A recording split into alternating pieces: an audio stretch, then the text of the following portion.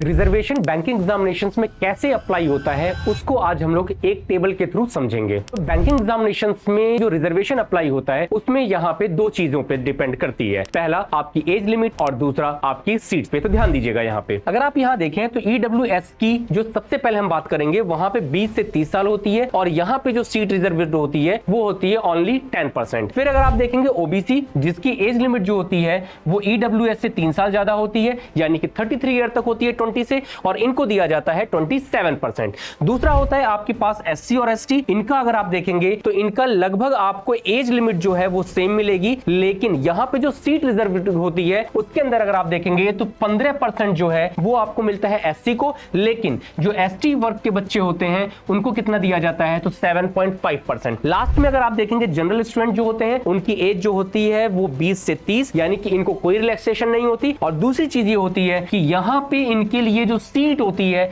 वो यहां पे इनको रिजर्व नहीं मिलती है। तो ये चीज ध्यान रखिएगा कि जो रिजर्वेशन है वो केवल और केवल इन्हीं दोनों चीजों पे मिलती है, जो एक वीकर सेक्शन है और दूसरा जो आपको सीट्स के बंटवारे पे मिलती है। तो ये चीज ध्यान रखिएगा कि यहां पे जो भी सेक्शंस हैं वो आप इस चार्ट्स के माध्यम से समझ सकते हैं। ऐसे ही आपको और भी अच्छी और यूजफुल वीडियोस के लिए फॉक्स चैनल को फॉलो करें, जहां जॉब्स वहां फॉक्स।